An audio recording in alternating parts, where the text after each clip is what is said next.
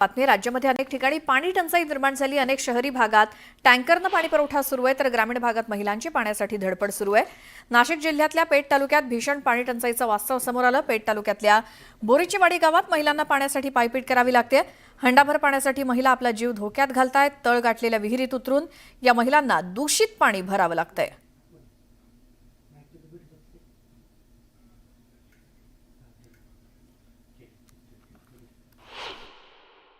आमच्या गावात फक्त 4 महिना पावसाळ्यापुरतं ते पाणी जे विहिरीत साचतं ते आम्ही पितो। नंतर उन्हाळा आल्यावर 3-4 महिना आम्हाला पाणीच नाही। आम्ही तेच पाणी साचतं ते पाणी आम्ही पितो। नंतर मोठ्या विहिरीला म्हणजे कुंभाळाच्या विहिरीला जातो, तिथून आम्ही ते पाणी आणतो डोकीवर। 1-2-3 खेपा म्हणजे नाही ते दिवशी तर तेवढे ऊन आम्ही अंगावर घेतो। जे येतंय जे निवडून देतो ते सांगत आहे तुम्हाला आम्ही पाणी द्याव टँकरला लावू विहिरीत टाकू, सर कोणीच नाही आमची कीव करत। किती वर्षापासून बार हे चालूच आहे। 1 वर्ष नाही का आमच्या महिला मज्जा मारले अशी सर, ते दिवस आले ते सारखंच आहे। खूप आमची आपदा आहे का वर्षे 2 पिढी का 3 पिढीपासूनची ही परिस्थिती अशी आहे का पाण्यासाठी वन फिरायला लागतं। आणि पूर्वी विहिरी नव्हत्या, असे बारीक बारीक झरे वकरायचे आणि पेल्याने पाणी भरायचे। आणि आज विहिरी जरी खोदल्या त्या संपूर्ण विहिरी कोरड्या आहेत। आज बाया आमच्या 2 किलोमीटर अंतरावरून पाणी पायपीट करून 2-2 हांडी घेऊन येते। कारण जनावरांनाही पाणी लागत आहे, आंघोळीलाही पाणी लागतं, स्वयंपाकालाही पाणी लागतं। ते नवरा बायकोनी पाणी भरायला जावं लागत आहे। सरकार लक्ष सरकारचं लक्षच नाही। इथे वर्षानुवर्षे पाण्याची एकदम भीषण टंचाई आहे। महिलांना डोक्यावरती हांडा आणावा लागतो। आम्ही शासन दरबारी पाठपुरावा केलेला आहे, विहीर अधिग्रहणचा किंवा आम्ही टँकरचे प्रस्ताव आम्ही दिलेले आहेत। परंतु इथं जी योजना जी आहे जल जीवन मिशनची, ती अद्यापावत म्हणजे 80% तिचं काम झालेलं आहे। पण काही कारणास्तव त्यांनी म्हणजे निधी नसल्यामुळे त्यांनी कामकाज वगैरे बंद केलं आहे। ती जर योजना पूर्ण झाली तर आमच्या गावाचा पाण्याचा प्रश्न 100% मिटेल। या संदर्भात अधिक बोलूयात। आमचे प्रतिनिधी लक्ष्मण घाटोळ आपल्या सोबत आहेत। लक्ष्मण, काही दिवसांपूर्वी तुम्हाला आठवत असेल तुम्हीच बातमी दाखवली होती, ती म्हणजे एक गरोदर महिला खूप कसरत करत पाणवठ्याजवळ जात होती आणि तेच पाणी डोक्यावरती हंडा घेऊन जायचं घरी। आणि आता तो कुठला भाग होता आणि हा कुठला आता भाग आहे? नाशिकमध्ये असे किती भाग आहेत जिथे पाण्यासाठी अशी कसरत आणि वणवण महिलांना खास करून करावी लागते?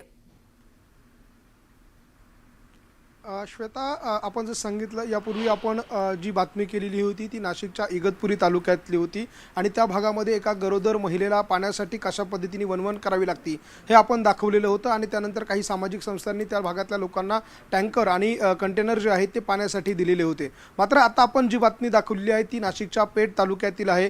बोरीची बारी नावाचा हा भाग आहे आणि या भागामधल्या महिलांना कशा पद्धतीनं जीवघेणी कसरत पाण्यासाठी करावी लागते हे आपण दाखवण्याचा प्रयत्न केलेला आहे। श्वेता, यामध्ये एक महत्त्वाची आणि धक्कादायक बाब अशी आहे की खरं तर या गोरगरीब आदिवासी लोकांसाठी सरकारकडनं जलजीवन मिशन नावाची ही योजना राबवली गेली, ज्या योजनेवर अवघ्या एकट्या नाशिक जिल्ह्यामध्ये हजारो कोटी रुपयांचा निधी खर्च करण्यात आलेला। मात्र हा निधी केवळ कागदावर खर्च झाला, प्रत्यक्षामध्ये या योजना राबवल्या गेल्या नाही याचं देखील वास्तव न्यूज 18 लोकमतनी गेल्या आठवड्यामध्ये समोर आणलेलं होतं। ज्या गावांमध्ये नळ नाहीये, पाण्याची लाईन टाकलेली नाहीये, त्या गावांमध्ये अधिकारी असं म्हणताय की या गावामध्ये पिण्याची पाणी सुरळीतपणे या लोकांना दिलं जातं, हे वास्तव देखील आपण मांडलेलं होतं। म्हणून प्रश्न हाच आहे की या आदिवासी भागांना जी जीवघेणी कसरत करावी लागते, जो जीव धोक्यात घालावा लागतो, याला जबाबदार या भागातले अधिकारी आहे आणि राज्यकर्ते आहे। कारण या सगळ्या कामांची जे ठेकेदार आहेत, या कामं ज्या लोकांना मिळालेले आहे, सगळे ठेकेदार राजकीय पक्षांच्या नेत्यांचे कार्यकर्ते आहे आणि पदाधिकारी आहे। त्यामुळे या लोकांवर कारवाई होत नाही, या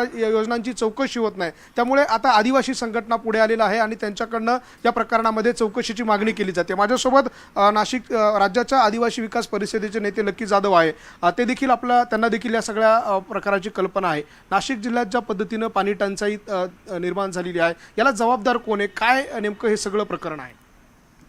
खेड्यापाड्यात डोंगर दऱ्यात राहणाऱ्या आदिवासी बांधवांकरता केंद्र सरकारने जल जीवन मिशन नावाची योजना अंमलात आणली, परंतु ती योजनेचे 3-13 वाजून गेले। ती योजना राजकीय पक्षाचे जे पदाधिकारी आहेत तेच ठेकेदार झाले आणि प्रॅक्टिकल ती योजना फक्त कागदावरती राबवून आणि करोड रुपयाची हजारो कोटीचे बिलं काढण्यात आले आणि गोरगरीब आदिवासीच्या टाळूवरचं लोणी खाण्यात हे व्यस्त झाले. कोणत्याही पक्षाचं, कोणत्याही राज्याच्या नेत्याचं, आमदार खासदाराचं, मंत्र्याचं, संत्र्याचं लक्ष नाही, परंतु मताची भीक मागण्यासाठी इलेक्शन आलं की येतात. परंतु आदिवासींच्या जमिनी धरणात गेल्या. इगतपुरी तालुका हा पाणीदार तालुका म्हणून ओळखला जातो. इगतपुरीचं पाणी मुंबईला जातं, मराठवाड्याला जातं, परंतु पाणी उशाची, परंतु कोरड घशाची ही ॲक्च्युली गंमत आहे. त्यामुळे राज्याचे माननीय मुख्यमंत्री देवेंद्र फडणवीस साहेब, त्यासोबत दोन्ही मुख्यमंत्री महोदयांना माझं आव्हान आहे की तुम्ही आदिवासींकडे दुर्लक्ष करून चालणार नाही. आदिवासींकडे लक्ष देण्याची गरज आहे आज.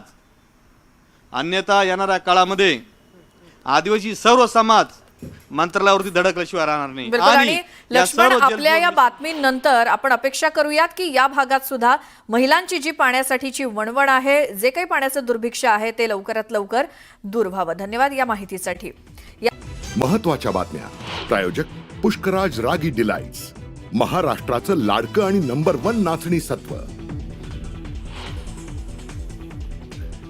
उद्धव ठाकरेंसोबतच्या संभाव्य युतीबाबत मनसैनिकांनी आणि नेत्यांनी कोणतीही प्रतिक्रिया देऊ नये. परदेशातून आल्यावरती स्वतः बोलणार, राज ठाकरेंच्या मनसे पदाधिकाऱ्यांना सूचना. उद्धव ठाकरे आणि राज ठाकरे एकत्र आले तर काहींना कायमचं शेतात जावं लागेल. खासदार संजय राऊतांची एकनाथ शिंदेंचं नाव न घेता सडकून टीका.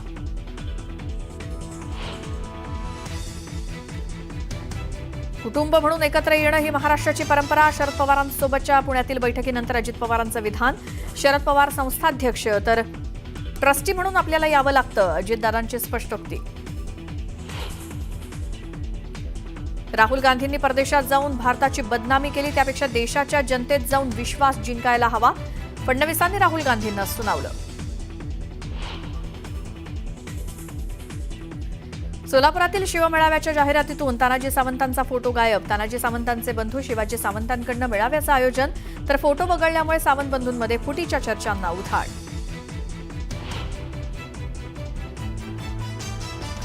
मुंबईवर झालेल्या 26/11च्या हल्ल्यात काँग्रेस आणि राष्ट्रवादी काँग्रेसचा हात होता. हल्ल्याची तत्कालीन सरकारसह सर्वांना कल्पना होती. माधव भांडारी यांचं खळबळजनक विधान.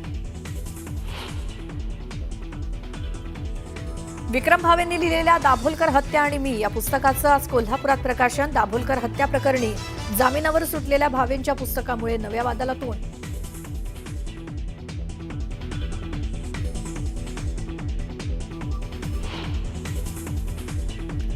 पुण्यातील गर्भवती महिलेच्या मृत्यू प्रकरणी मुंबईमध्ये सुनावणी. महाराष्ट्र मेडिकल काउन्सिल समोर होणाऱ्या सुनावणीसाठी भिसे कुटुंब मुंबईत दाखल, तर डॉक्टर सुश्रुत घैसासही राहणार उपस्थित.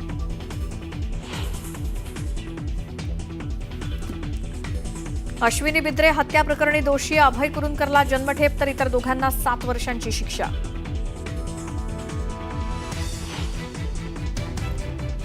रस्त्याअभावी उपचाराला विलंब झाल्यामुळे महिलेचा मृत्यू. कोल्हापूरच्या बेंडाई धनगरवाड्यातली घटना, तर अमरावतीत जिल्हा रुग्णालयात हातात सलाईन धरून रुग्णाला नेण्याची वेळ.